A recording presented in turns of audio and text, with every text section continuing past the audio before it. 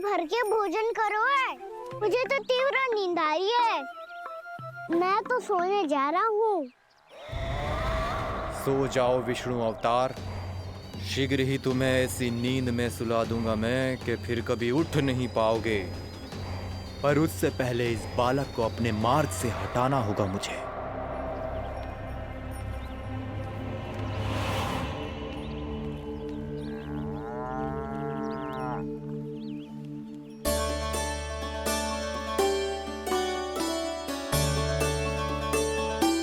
सब सो गए और तो और कान्हा भी सो गया। बड़ा दाऊ होने की यही हानि है। मैं नहीं सो सकता। मुझे तो रखवाली करनी ही पड़ेगी।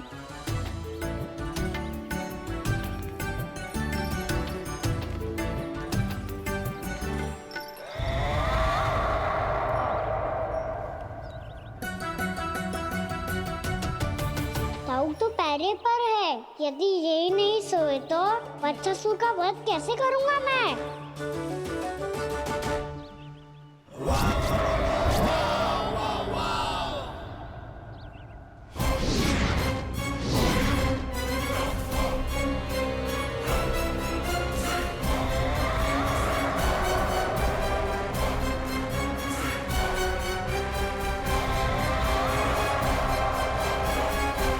दाऊ, अब पहरा देने की मेरी बारी है। आप जाओ और विश्राम करो। कोई बात नहीं कान्हा, तुम छोटे हो। मुझसे अधिक तुम्हें विश्राम की आवश्यकता है। वही तो, मैं छोटा हूँ। अपने होते हुए आपको श्रम थोड़ी ना करने दूंगा। मेरी हद समझ के मान लो। जाओ विश्राम कर लो।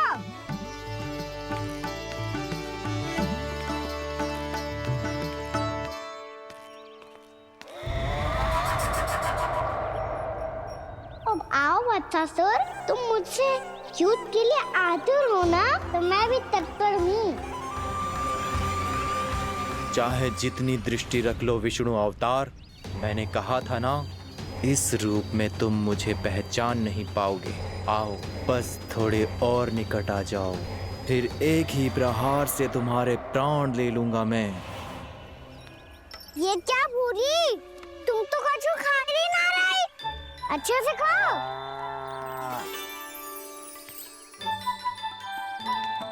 अरे गुमक्कड़, बस घूम मती, कछु खा भी ले, नहीं तो कल से लाऊंगी ही ना चराने के लिए।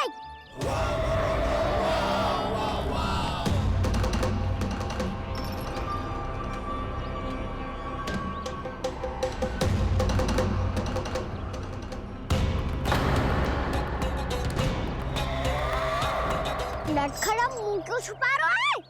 कछु अनुचित करो है या करने वालों है तो बता दे, क्षमा कर दूंगा। बहुत दयालु हूँ मैं, बहुत क्षमा कर दूंगा। तुम तो बहुत सुंदर हो। क्या होगा, इतने विचलित क्यों हो? शांत हो जाओ। तुम्हारा मुख बता रहा है कि तुमने भोर से कुछ भी नहीं खाया है। श्रम बहुत किया है। इतनी दूर मथुरा से यहाँ तक आया हो। बेलताओं से स्वयं को मुक्त कराया हुआ है। खड्डे से अपने आप को बाहर निकाला है। श्रम तो किया है तुमने, है ना वत्सासुर? इसने पहचान लिया मुझे। अब जब आई गए हो तो वृंदावन की घास चर रहो। ऐसी मीठी घास तुम्हें मथुरा में भी ना मिली होगी। मामा कंस का राज्य है। महाराज कंस सही थे, केवल मैं ही हूँ जो इसके इतना निकट आ पाया हूँ। अब मुझे इस अवसर का लाभ उठाना होगा।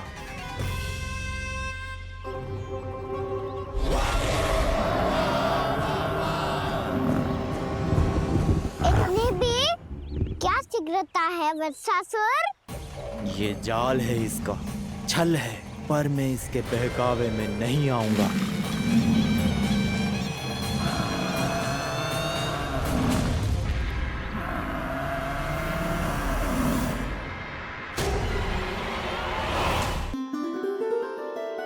मैंने आप सबको एक बहुत आवश्यक सूचना देने के लिए बुलाओ है यहाँ।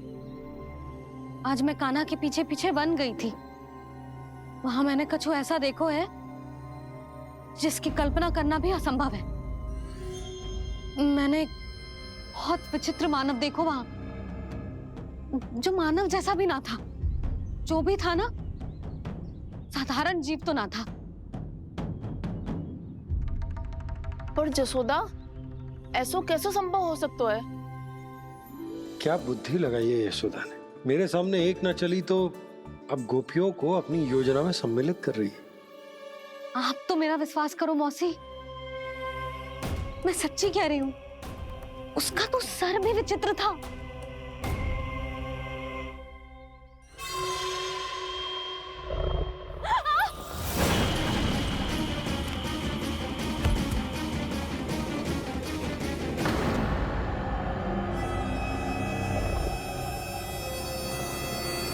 मैं असुर ना हूं रानी भाभी, मैं तो बंसी हूँ। बंसी, तू यहाँ क्या कर रहा है? रानी भाभी, कान्हा ने ये पोटली और मटकी देके भेजो है ताकि आपको पता चल जाए कि उन लोगों ने भोजन कर लिया है और वो सब सुरक्षित भी है। तू उन्हें अकेला छोड़ के यहाँ आ गया है और ये भी कह रहे हो कि वो सुरक्षित है। इतनी भी क्या शीघ्रता है वत्सासुर? ये जाल है, इसका छल है, पर मैं इसके बहकावे में नहीं आऊंगा।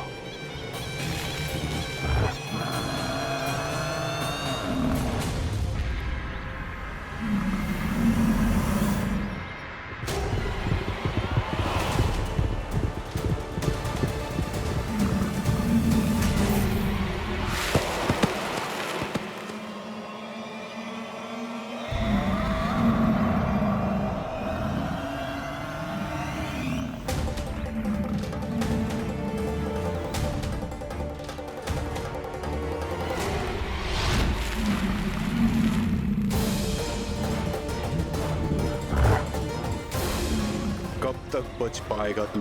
और स्वयं बच भी गया तो इन बालकों के प्राणों की रक्षा कैसे करेगा? यदि तू अपनी हार स्वीकार नहीं करेगा तो इन सबको अपने पांव के नीचे कुचल दूंगा मैं।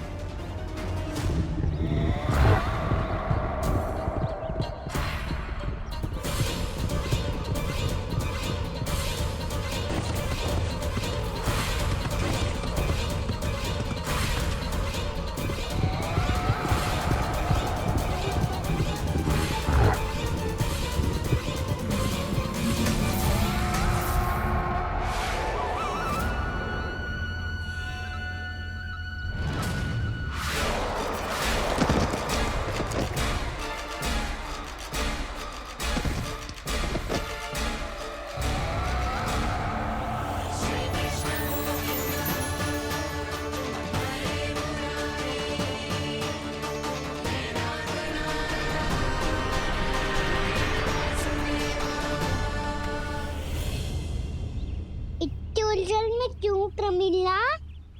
रामीला, पर मैं तो वत्सासुर हूँ।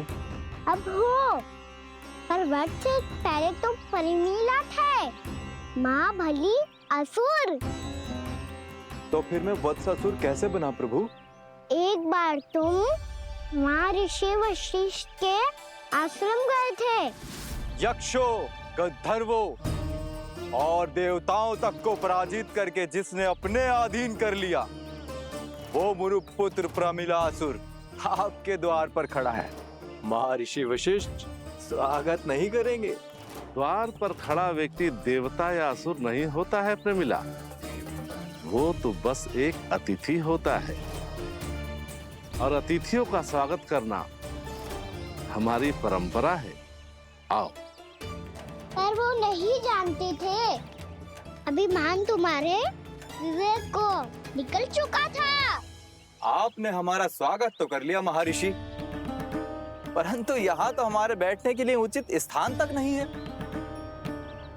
हे माता नंदिनी, असुर राज के लिए आसन की व्यवस्था कीजिए।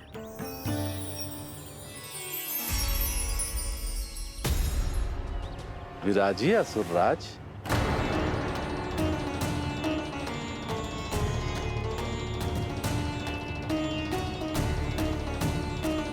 अब जब आपने मुझे बैठने के लिए कहा ही है, तो भोजन की व्यवस्था तो होनी ही चाहिए। अतिथि तो ईश्वर स्वरूप होते हैं प्रमिला, और उनकी इच्छा पूरी करना हमारा कर्तव्य है। हे माता नंदिनी, मेरी विनती स्वीकार करें।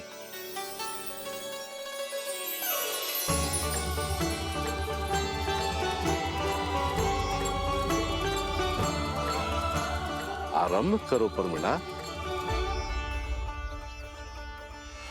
ये तो बहुत ही चमत्कारी गाय है, किसी भी मूल्य पर इसे प्राप्त करना ही होगा मुझे।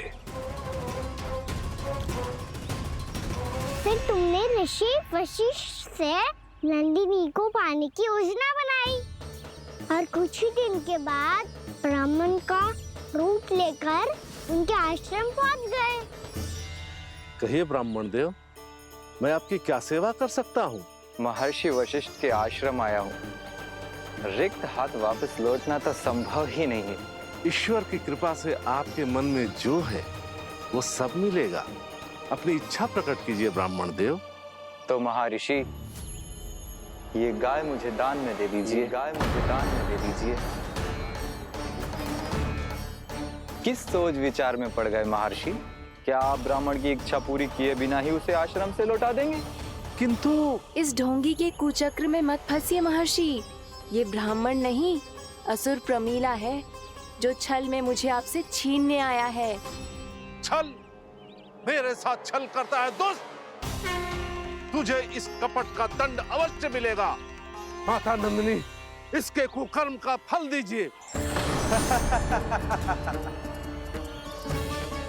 तूने एक दिव्य गाय को पाने के लोभ में अपना वेश बदला था। अब मैं तुझे श्राप देती हूँ, तेरा वेश सदा सदा के लिए बदल जाएगा। इसी क्षण से गाय का बछड़ा अर्थात वत्स बन जाएगा तू वत्सासुर, बन जाएगा तू वत्सासुर। ये क्या हो रहा है मुझे?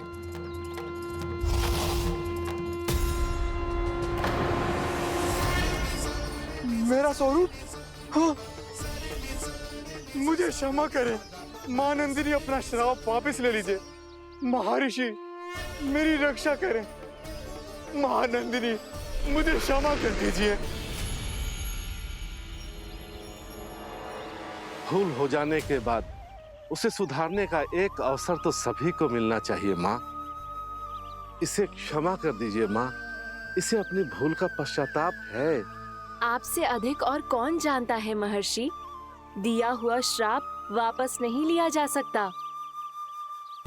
पर मैं तुम्हें वरदान देती हूँ, तुम्हें वत्सासुर के रूप में केवल द्वापर युग तक रहना होगा। उसके बाद स्वयं प्रभु श्री विष्णु के अवतार तुम्हें मुक्ति प्रदान करेंगे।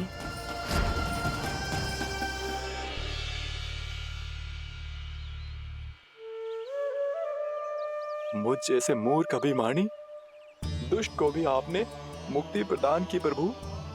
जब भी किसी को अपनी भूल का आभास होता है, वो उसी क्षण क्षमा पाने की योग्य बन जाता है। और जिसने वर्षों तक पश्चाताप भी किया हो, उसके लिए तो मुक्ति का मार्ग भी सहज खुल जाता है।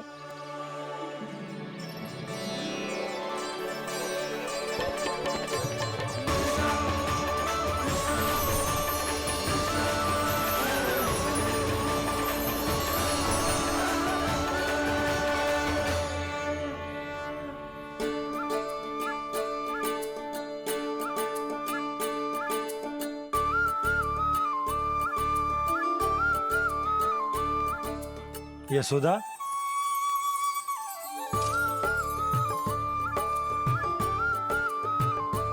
यशोदा, कुम्हार के यहाँ से दीपक ले आया हूँ।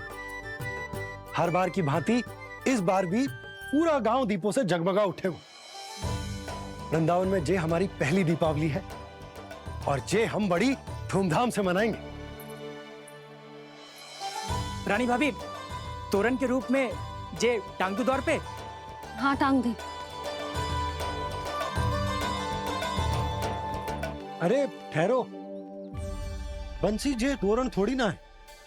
तोरण तो आम के पत्तों और गेंदे के फूल का बनता है। किसने कही तुझे ऐसे टांगने के लिए? तोरण क्यों टांगते हैं पता है?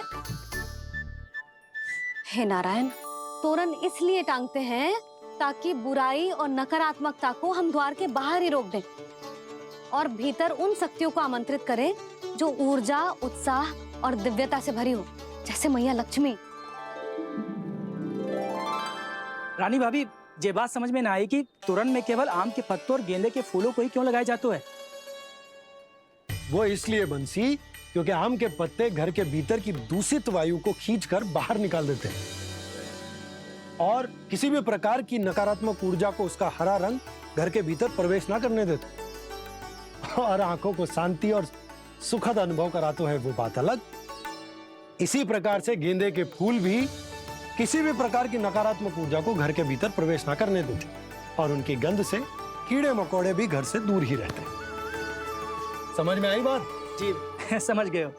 हाँ तो समझ गए हो तो जा ना, शीघ्र आम के पत्ते लेके आ जा। जी। यशोदा, अपने कान्हा के गौचारण से लौटने की प्रतीक्षा में तुम जितनी व्याकुल हो ना, उतना व्याकुल तो अयोध्यावासी भी ना थे भगवान श्री राम के वनवास से लौटने पर। हर मैया के लिए उसका लल्ला श्री राम ही होता है। अच्छा एक बात बताओ, तुम अपने श्री राम, मेरा अर्थ है कि तुम्हारे लल्ला की प्रतीक्षा ऐसे ही भूखे प्यासे खड़े रहकर इस द्वार पर करने वाली हो क्या? भोजन की स्मृति सता रही है आपको? अपने लल्ला की कोई चिंता ना है। सारे बालक वन में अकेले हैं, अब तो बंसी भी यहाँ आ गए हैं। नारायण ही रक्षा करे उन सबकी, कहीं कोई अनहोनी ना हो जाए। इतने घने वन में कहीं कोई पशु या कोई राक्षस आ गो तो? अभी तो कह रही थी कि तुम्हारा लल्ला श्री राम है।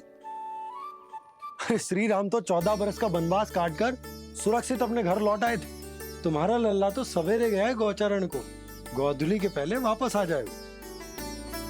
चिंता मती करो यशोदा, अकेले रहकर सब संभालेगो तभी तो हर परिस्थिति का सामना अच्छे से कर पाएगो।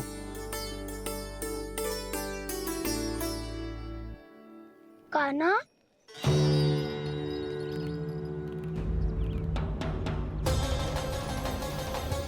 अब की बार तो पूरा फंस गया।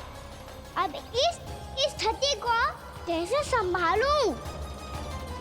जी कैसे हो? जी वच तो हमारो ना है। जी वच तो है ही ना। जी तो एक बहुत भयानक राक्षस लग रहा है। राक्षस?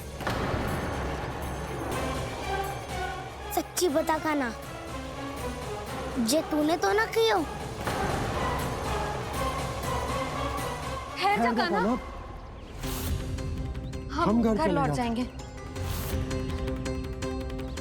अब पहरा देने की मेरी बारी है। आप जाओ और विश्राम करो। वन में आने से लेकर अब तक जो भी हुआ है सब तुम्हारी योजना का ही भाग है और अब ये भी तुमने ही किया है ना कान्हा? मुझे आप नहीं पहचानोगे तो और कौन पहचानेगा दाऊ? पर अब समझ ही गए हो तो बस देखते ही मत रहो, सईठा भी करो, स्मरण करो क्या है मेरा सत्य। स्मरण करो? मैं कौन? बोल कान्हा, सत्य बता। तू नहीं करो अजय? इतना बड़ा वत्स, बल्कि वत्स भी नहीं, इतना बड़ा राक्षस और इतना छोटा सा कान्हा। उज्जवल अपने बड़बोलेपन में कुछ भी बोलने लगते हो तुम।